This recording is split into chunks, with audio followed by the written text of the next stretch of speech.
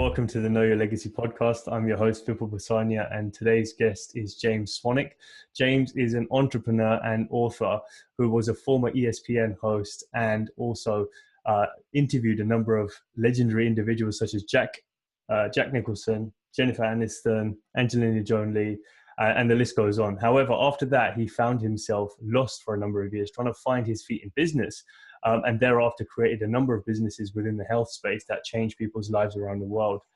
He's also the host of his own show on iTunes, the James Swanwick Show, which is the #1 top-rated podcast on iTunes, where he's spoken to some of the most fascinating people, such as Robert Greene and Pena. So, James, thank you so much for taking the time to be here. Thank you very much for having me.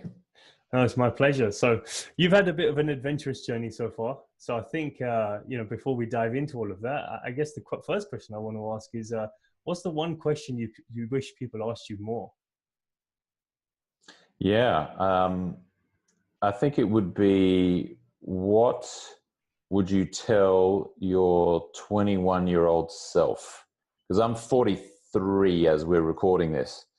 Mm-hmm. And when someone asks me that question, or when I ask that question of myself, I get a lot of clarity, a lot of cool kind of stuff comes up for me, which then helps me strategize which direction I'm going to take, either in that moment or that day or that week, month or year.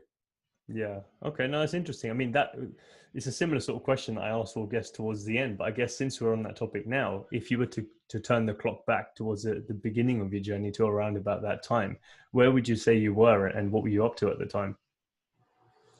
Yeah. When I was 21, I was living in Brisbane, Australia, where I grew up, and I was a newspaper reporter for a broadsheet newspaper called the Courier Mail.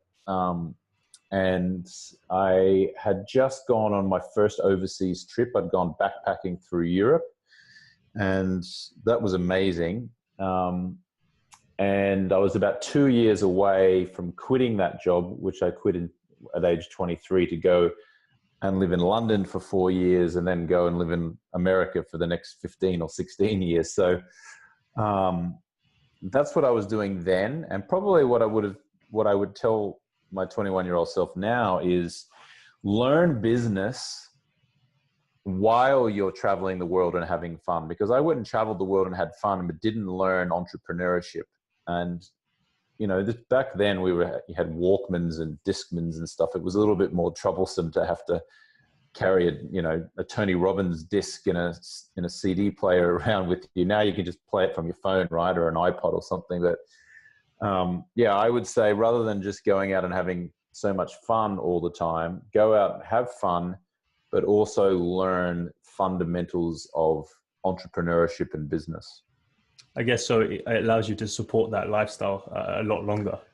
Yeah, because I was always the guy that had a job. Like I got a job right out of high school, and there was a recession on in Australia at the time. So all of my, all of society was telling me, wow, great work, James. You got a job. Oh, a job. James got a job in a recession. And so it was really entrenched into my mind from my parents, like, get a job, get a job, get a job. That was like the safety. But I have to say, now that I'm an entrepreneur and have been one for a number of years, I far prefer being an entrepreneur and being able to create my own wealth and create my own value, and have complete and utter freedom and flexibility. So, it's not for everyone. Some people love to have a job and a career and, the steadiness that comes with that. But for me, if I was just, giving my 21-year-old self advice, I would say, learn how to be an entrepreneur much earlier than what I actually did. Yeah, no, definitely. There's some good advice, especially for those who are trying to figure things out for themselves, just coming out of education at that time. Because I guess that's the barrier when people are going from, 2021 into the working world after college or university, and trying to figure out what is it I want to do? I've put in all this hard work and effort. Now I guess it's a job, but there are other options, just like you said. So what sort of upbringing did you have? Like, what were your parents doing at the time? Yeah, I grew up in Brisbane, Australia, which is on the east coast of Australia, about an hour flight north of Sydney. And My father was a veterinarian. My mother was a school teacher. I have two younger brothers, and I went to an all-boys high school. For where I lived, I was kind of privileged, I guess you could say, because my parents had to pay for me to go to a private school. Now, we weren't wealthy. We were very middle class. And subsequently, my two younger brothers, Edward and Tristan, did not go to to the same school as me. They went to a public school where you don't have to pay for your education. So I, it was safe and it was good, and had friends, and there was no trauma or any disaster that happened in my life. It was just a very safe, nice kind of upbringing. My parents raised me well. They gave me good morals and good values, which was terrific. I'm still a bit dirty on my mum for pushing me into getting a job, though, because she had my best interest at heart. She's like, get a job, get a job, get a job. And so I got a job. And, for the next, it must have been almost 20 years, maybe 18 years, I was, had jobs. So I wish instead she would have said, start a business, start a business, start a business. Yeah, I guess it's difficult though, because if they don't understand that that's even a reality in their world, how can they pass on that advice? So I guess it always takes someone to sort of break through that barrier and do something different. Yeah, that's exactly right. Yeah. So I guess for you, I know that you got into ESPN and journalism. So how did you end up in that space? Because I think if I'm not mistaken, that started for you in once you got to the US, was it? Or yeah, so when I was back living in Australia, I had that job from 17 to 23 years old, and then at 23, I did what most many young Australians do, and that is they go and move to London for a couple of years, or move to England, because you can get a 2-year work visa there. So I moved to London in 1999, and I got a job at Sky Sports, which is kind of like the British equivalent of Fox Sports.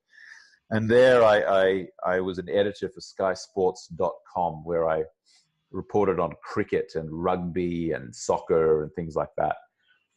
And I was there for 4 years, and I had a wonderful time there. But then I made a big mistake, and that was that I fell in love with a British woman, and she broke my heart. And so I was like, at the end of 4 years, I'm like, I've got to get out of this country and mend my broken heart, but I'm not ready to go back to Australia. So for no real reason in particular, I got a flight to Los Angeles, California, and I ended up living in the Hermosa Beach hostel, about 30 minutes south of LAX, for about 3 months, paying $15 a night, living in a bunk bed. And I started doing some work for cash under the table. Don't tell the US Homeland Security, but I was one of those illegal workers for about 3 months, where I would go and help do some construction work, building a house in Bel Air, which is kind of like a very fancy suburb of Los Angeles. And then I figured out how to get a work visa, and I ended up staying in America and interviewing movie stars, like you mentioned before, Jack Nicholson and Arnold Schwarzenegger and Jennifer Aniston, George Clooney. And I did that for a number of years. And then 2009 came, and I started a business, but I lost it because the financial crisis hit. And that was a bit of a bummer. And then a year after that, I achieved my lifelong goal of hosting a TV show. I actually went and auditioned for ESPN, and ESPN has a show called Sports Center. And somehow I managed to get the job, and I ended up hosting that Sports Center on ESPN for a couple of years, which was a lot of fun.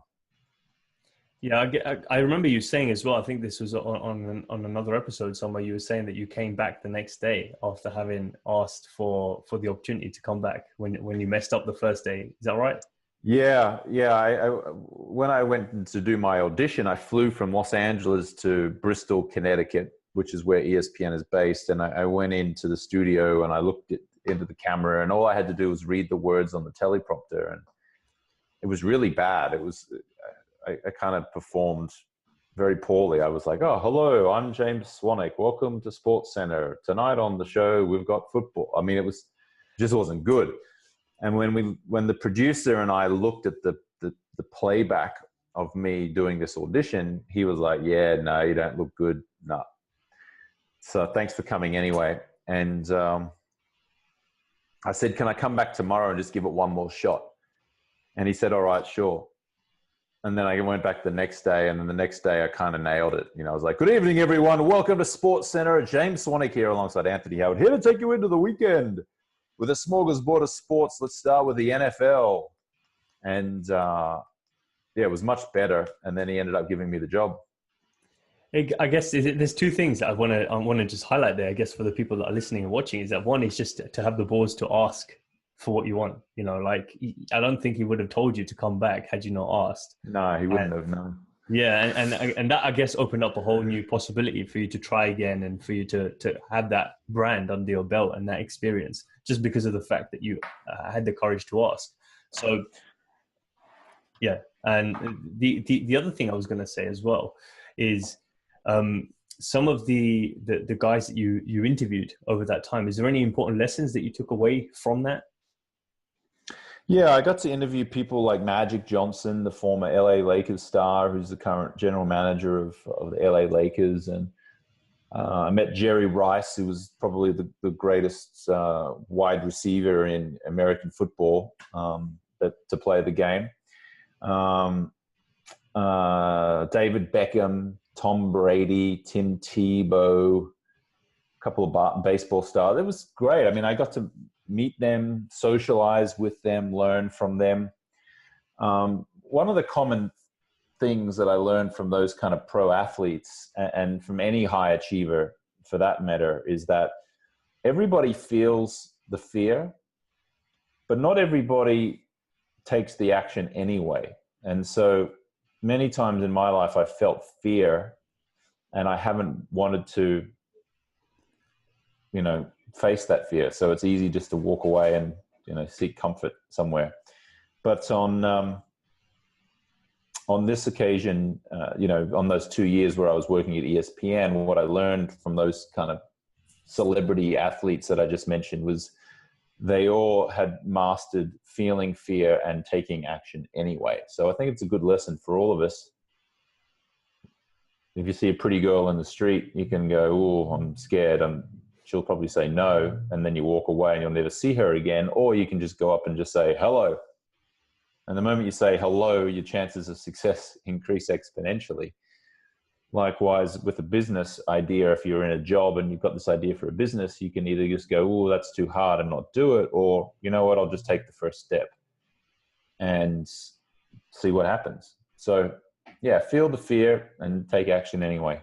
Yeah, no, it's an important point, because I want to just pause the story there for a second and just ask you a little bit more about how for those who feel the fear, but they feel like, oh, I'm not confident enough, or, I don't feel like I'm quite there yet. Maybe I need to do a bit more work and maybe try this again next week or next month.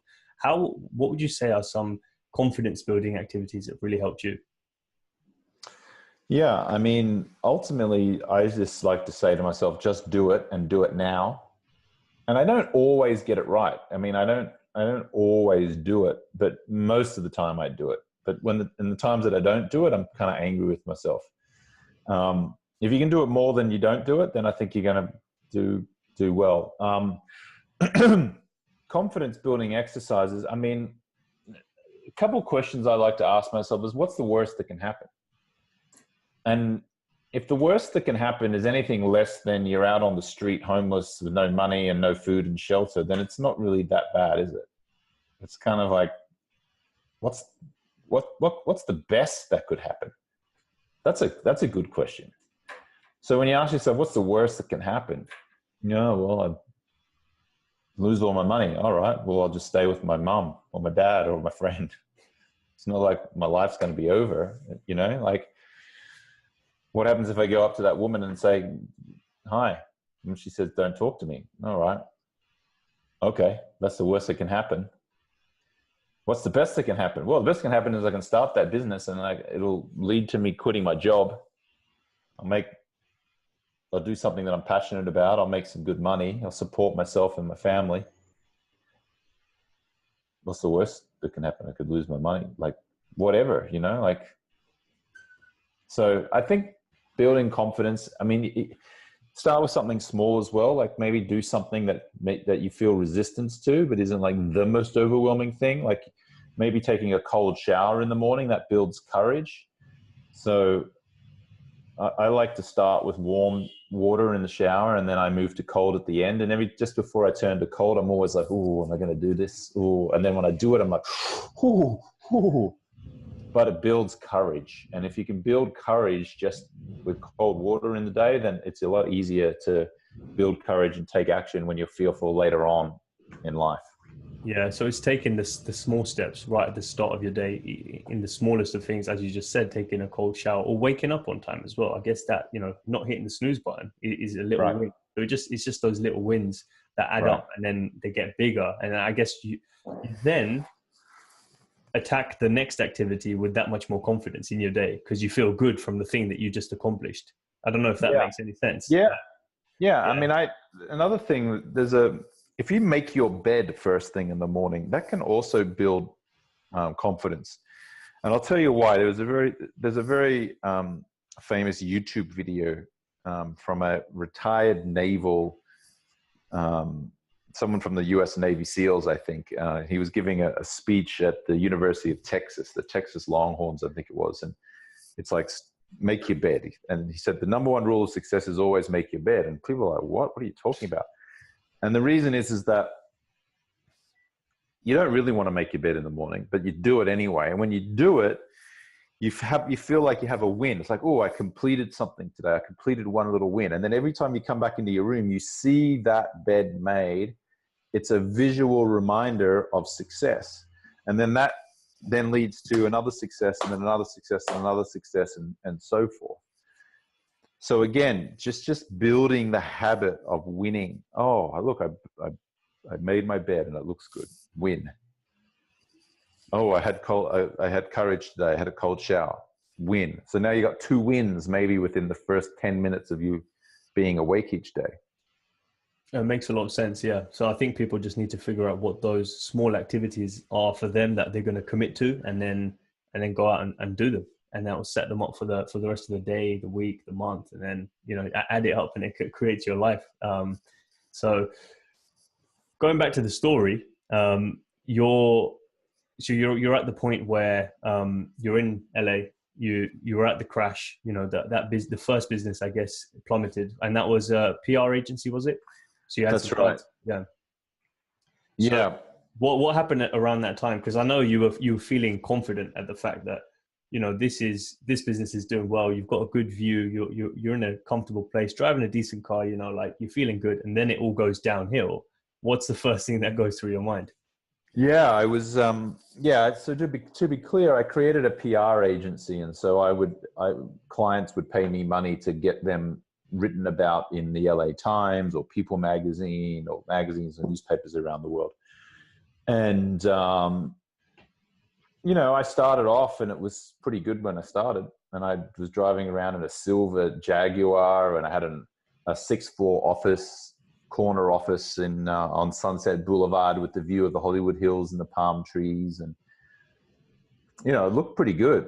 It looked like a pretty cool little office and looked like we were successful. And then, the financial crisis came, and all of our clients wanted to pay less or didn't want to pay as much or wanted to cancel. And I had to close the business pretty quickly. And I had my tail between my legs, really. It was kind of like, wow, I thought I was a rock star, and really I'm not, and I wasn't. So I took off to Buenos Aires, Argentina. I just got on a flight and went to Argentina for 6 months to learn Spanish and drink red wine and eat steak dinners.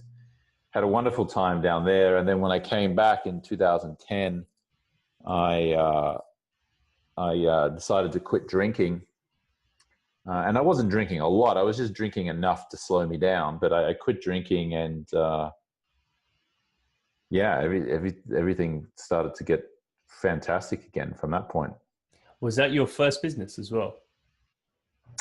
Well, it was my first proper business. Yeah. I mean, I guess you could say that when I was a freelance journalist interviewing the movie stars, I guess you could say that was my own business, because I didn't have a boss. I mean, I was working as a freelancer. I was writing stories and then selling them around the world. So I guess you could say I was kind of an entrepreneur, but I didn't have an LLC formed. I didn't have any proper business structure. I didn't have any of that kind of stuff.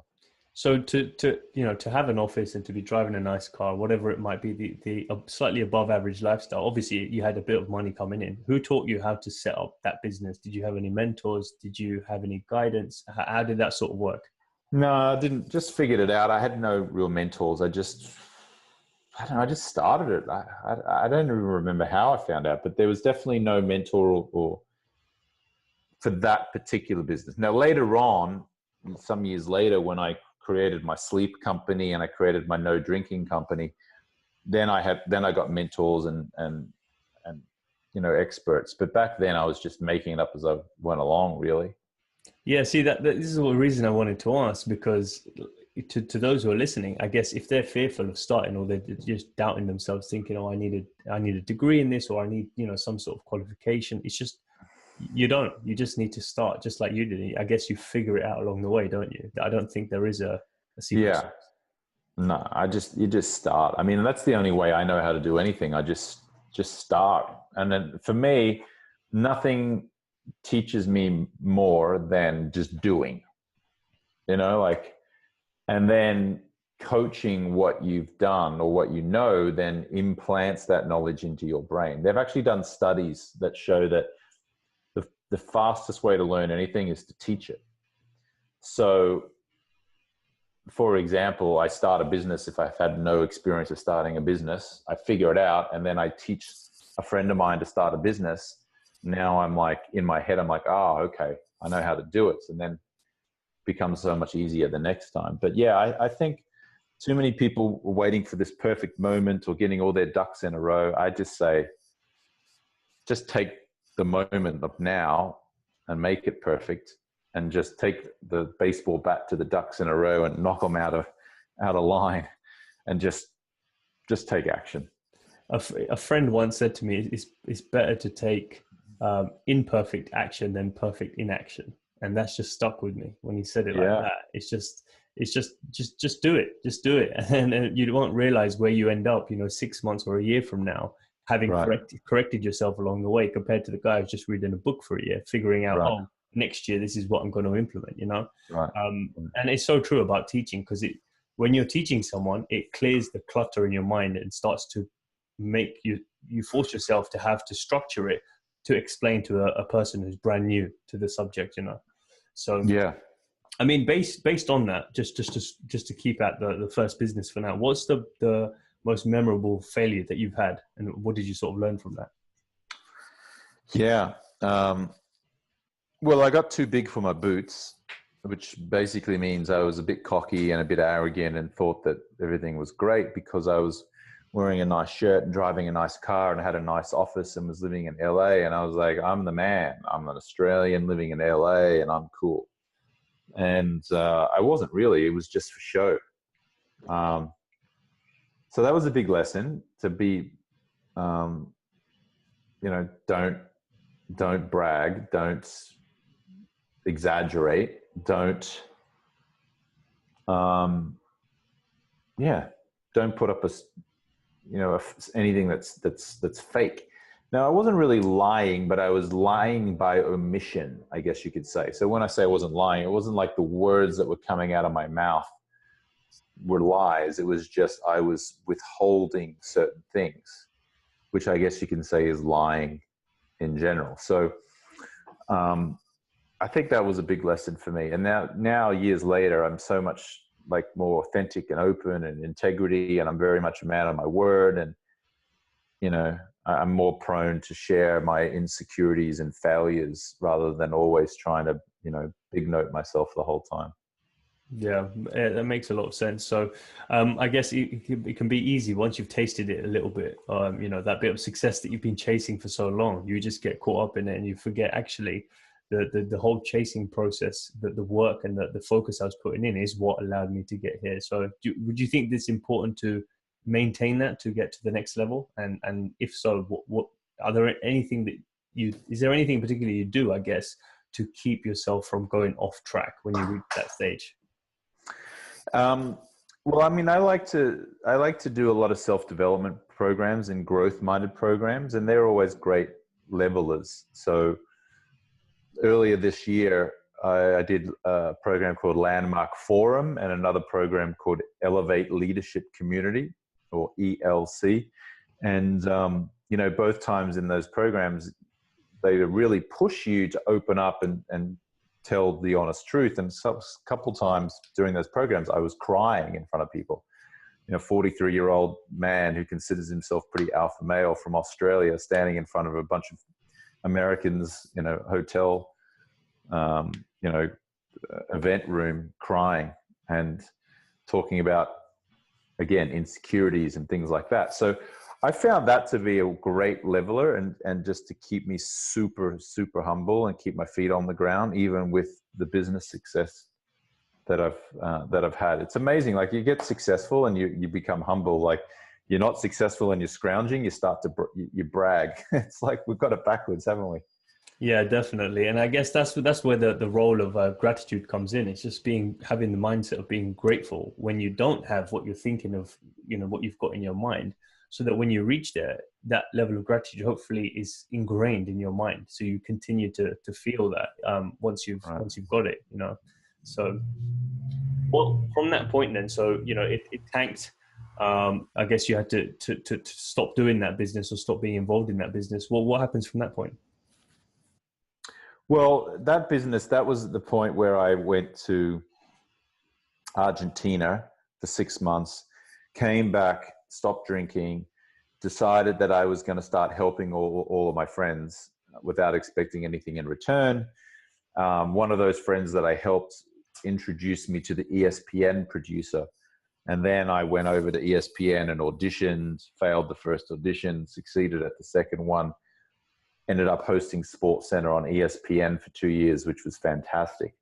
Loved that. In fact, if you want to see a little bit more of a story about how I got that job on ESPN, if you go to, if you just type in James Swanwick, which is my name, and how I bluffed ESPN, a blog post that I wrote about it some years ago will come up. And there's some video there about, showing my audition and all that kind of stuff. So, so I did that for 2 years, but I still really wanted to,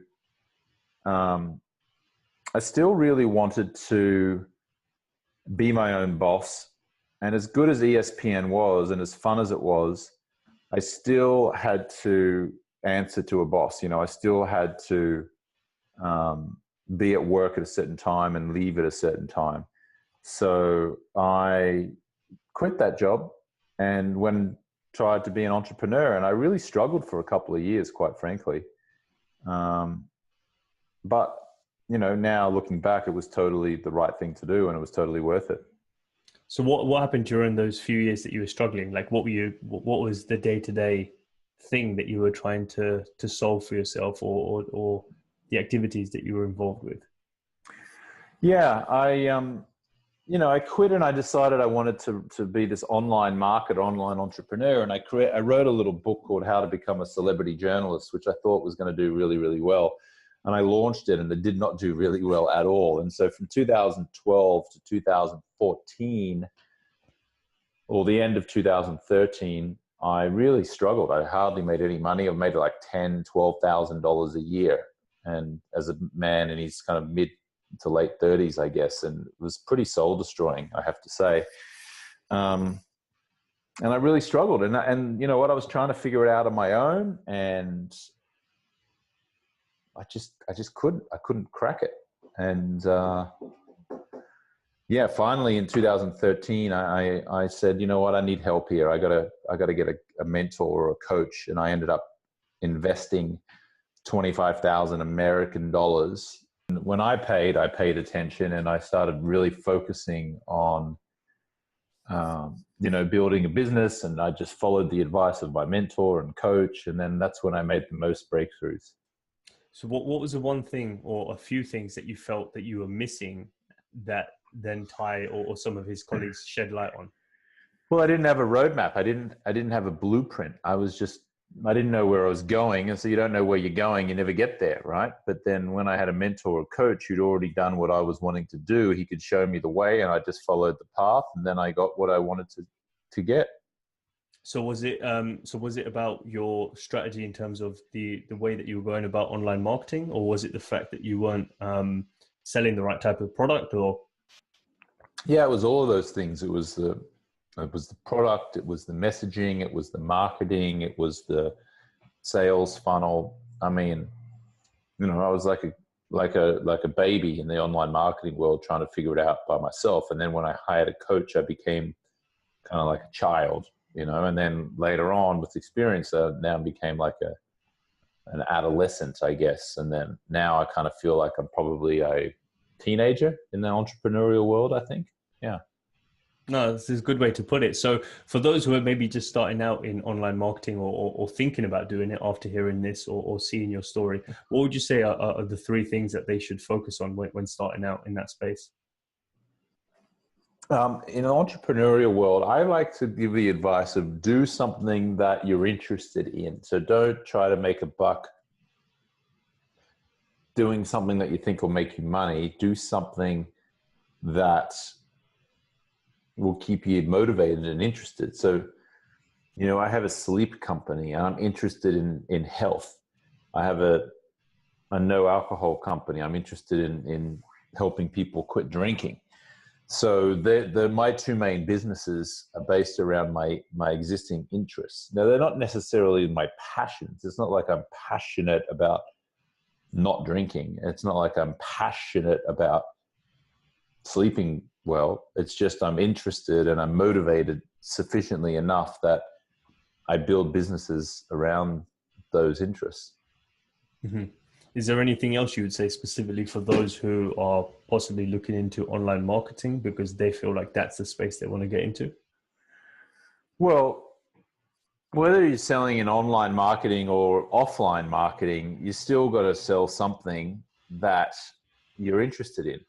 Because as soon as you lose interest, you're just going to not want to be selling stuff anymore, right? So same thing, I think. Like if you can pick a topic that you love to talk about at the dinner table each night, and in that space, pick a business around there. So like I said, I quit drinking 2010. In 2015, I decided to start a business called 30-Day No Alcohol Challenge, which helps social drinkers quit alcohol for 30 days. You can see what I created at 30daynoalcoholchallenge.com. And so that was something that interested me. I started a business, created a website. There it is. And then later on, I was interested in optimizing my sleep. And I created a pair of blue light blocking glasses called Swannies, which I'm wearing on my face now. These are the orange lens glasses. And, that was an interest of mine. And now I sell these on Amazon, and I sell it on my own e-commerce store. So I would just, pick something that you're interested in, and whether it's online or offline. And then I guess just have the right structure around it. So you need someone to tell you like how you can then go and bring that to people's attention. I guess that's probably where the gap is for most people, isn't it? Like, maybe I know what I want to do, but how do I get people to know about it?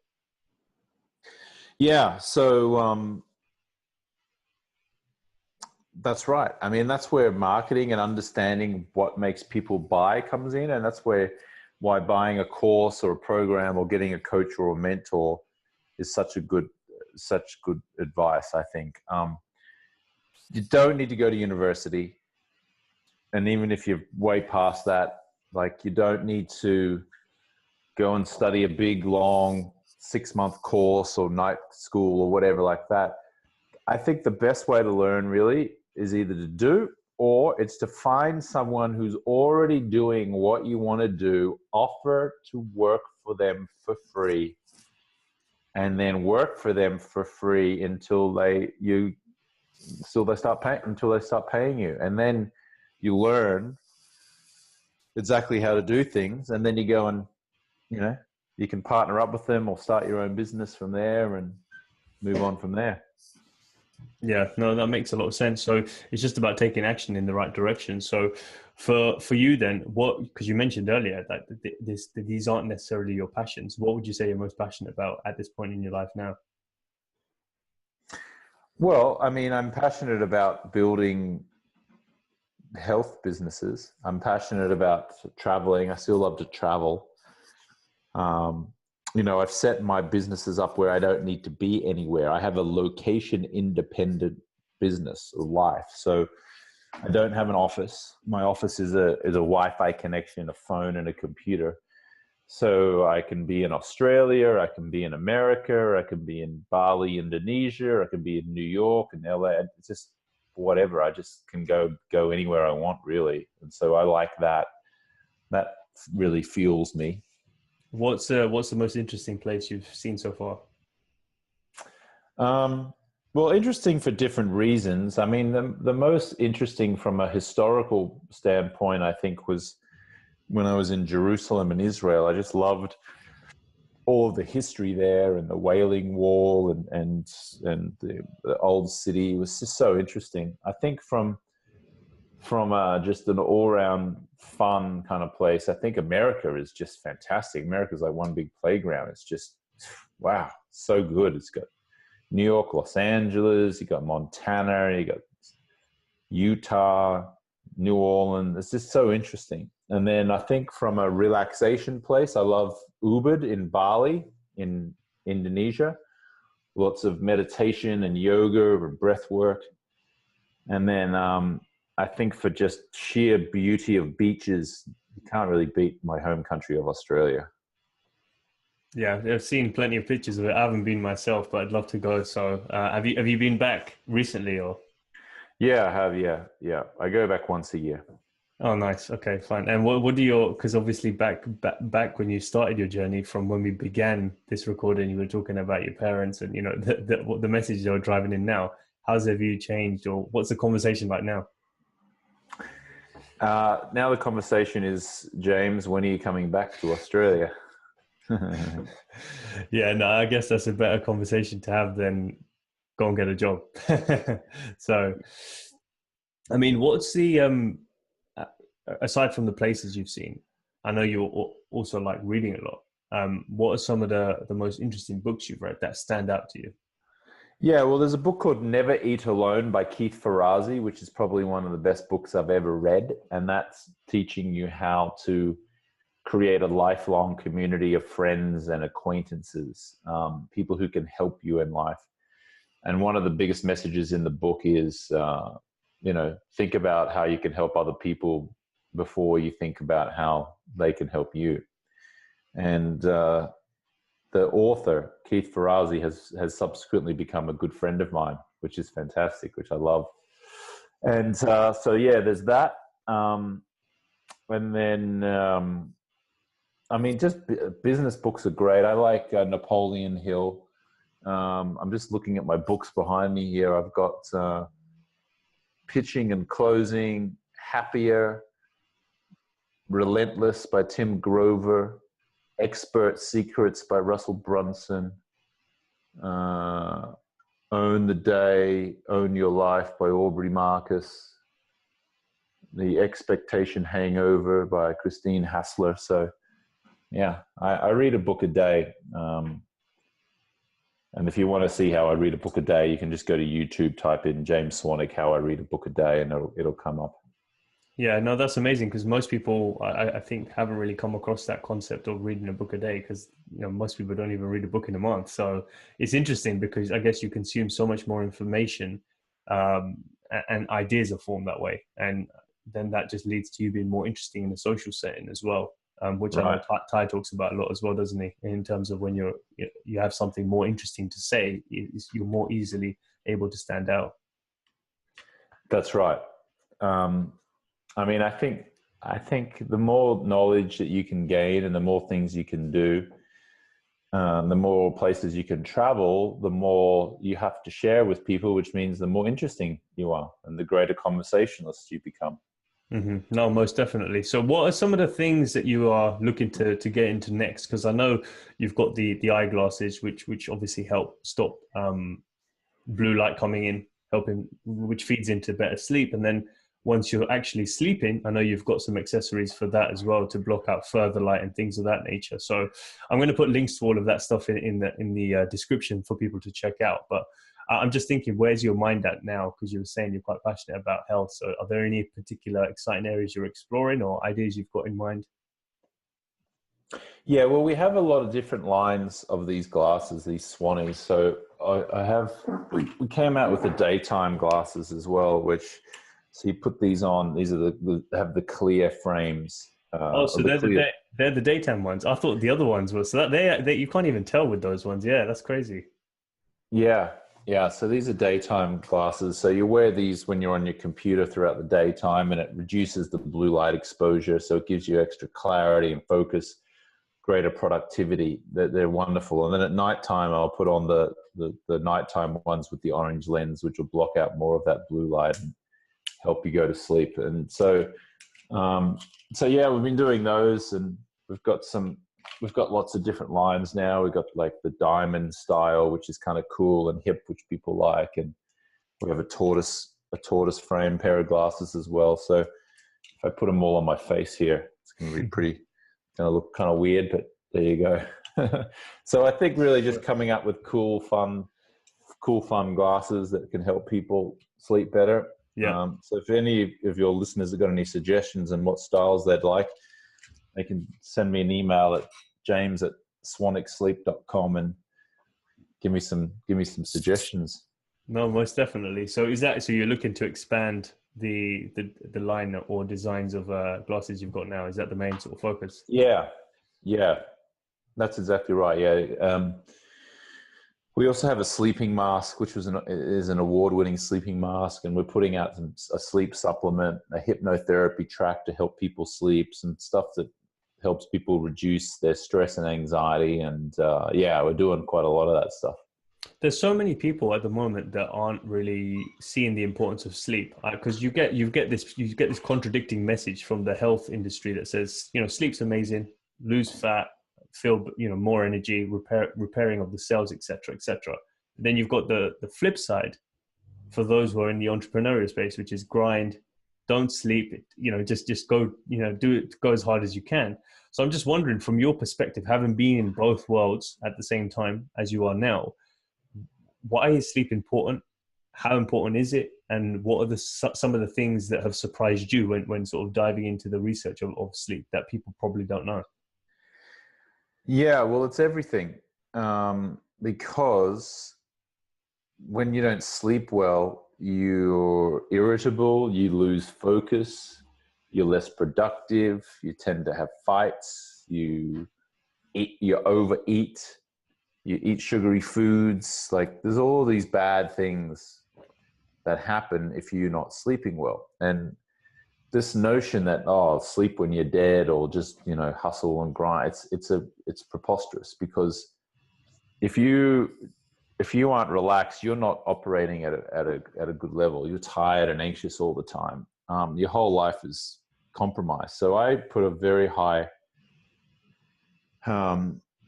emphasis on my sleep, and I sleep almost flawlessly. I sleep between 7.5 hours a night.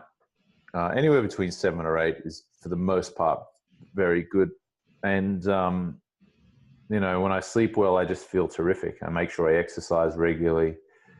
It improves your skin. It helps you lose weight, gives you energy. Yeah, it's so important. I truly, encourage those who are listening and watching to research it themselves, because I don't think I took it as seriously as I should have until, in the last few months of this year, actually, where I thought, okay, you do actually feel a lot better when you've slept, because, as you said, you see a big difference in the skin and your energy levels as well. And you don't feel as bloated. I guess you've given your body a chance to digest the food as well. So I don't know the science behind that, but I don't know if you felt the same way as well, that your food's been digested and settled into your body a bit more. I mean, look, there's just so many health benefits that come from getting a wonderful night's sleep. It's just like it doesn't reduce the aging process, but it sure as hell slows it down. Your looks improve.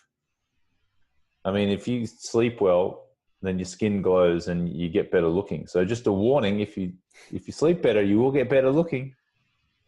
That's a good marketing tactic for the for those people who are finding it hard to understand how important sleep is. So there you go. If you want to look better and more attractive, sleep more. Mm-hmm. Just before we get into the final few questions, I just wanted to ask you, what is now you've achieved freedom, and you've got the level of success that you were once hoping for. What does a day in the life of James look like today?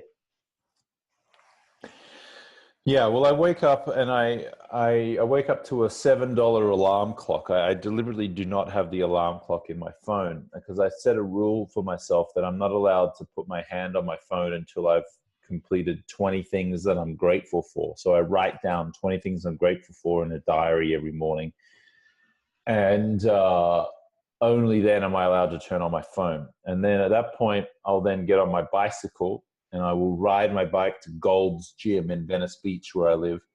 And I'll go and do exercise. And then I'll come back, shower, cold shower, to build courage. And then I'll tend to start my day.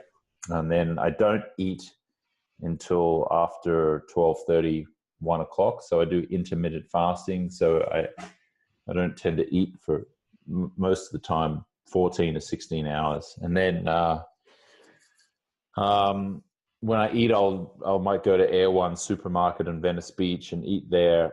And then I'll come back and do some more work. And then I'll go to the beach, go out with friends, go dancing. I do quite a lot of dancing. I'm going dancing tonight, salsa dancing, and I do some beach dancing as well. And at nighttime, I'll put my Swannies blue light blocking glasses on about an hour before I want to go to sleep. I'll wear the glasses to block that artificial blue light from my phone and computer and screens and things like that.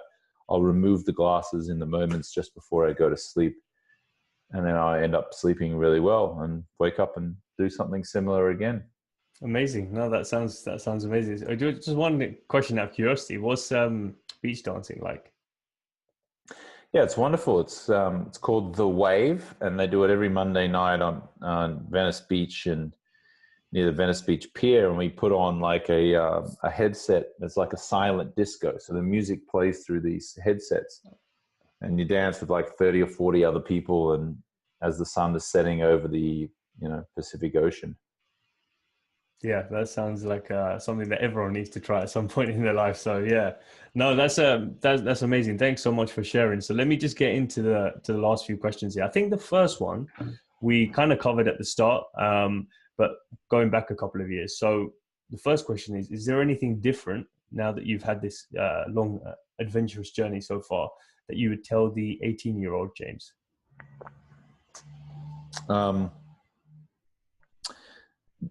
I mean, I think probably not just concentrate on business skills, but also relationships. So focus on communicating with people and managing arguments between people and the power of your language. And, I would have probably got into more self-development type stuff a lot younger, because that'll really help you in all areas of your life. Mm-hmm. And do you mean sort of reading and expanding your Yeah, mind? I don't just mean reading. I mean going and doing like workshops and programs like Landmark Forum and ELC and communication courses and things around relationships, because you can be the greatest marketer known to man, but if nobody likes you and you argue with people all the time, it's going to be a pretty lonely life. Just because you've said that, let me ask you this, because I'm curious, because people would have different opinions. Is it about what you know or who you know at this point in your life, now that you've learned everything you have? I mean, it's both, and I'm always learning. I mean, I'll never stop learning. I mean, there's all the stuff that I know I don't know, then there's all the stuff that I don't know that I don't know. Like it's endless. So, it's both. It's who you know and what you know. You just got to concentrate on both, like it's not one or the other. Interesting. Yeah. I think they feed into each other, because you have to know, I guess, what you're asking for, or what you want to get out of the relationship, to then learn how to build that relationship and get the most out of it moving forward. So they feed into each other, definitely. The second question is, if there's one statement that you could write that would be put into a time capsule for generations from now to read, what is that one statement you'd want them to read from you? Just do it, and do it now. So just do it. It means you know that what you want to do, you know what you have to do. So just do it. And then the best time to do anything is now. So just do it now. Action-based. I love it. Urgency. Yeah. So, and the final question is, after living a long, healthy life, you've come to the end of it now, whatever age that might be. What's the legacy you hope to leave behind? Yeah. I want to have helped 1 million people have slept better, and 1 million people have quit alcohol. I think that the world needs to be rid of the problems of alcohol, and some alcohol is okay, but too much of it is not. And so I really want to impact 1 million lives. And then in terms of sleep, I think our sleep is generally deteriorating as we use more and more electronics. So I want to make sure that I can impact 1 million people to sleep better. Amazing. No, I think you're well on your way to doing that, especially with everything you're doing now. So I wish you all the best on your journey. And I thank you so much for taking the time to share today. Thank you so much for having me. I appreciate it.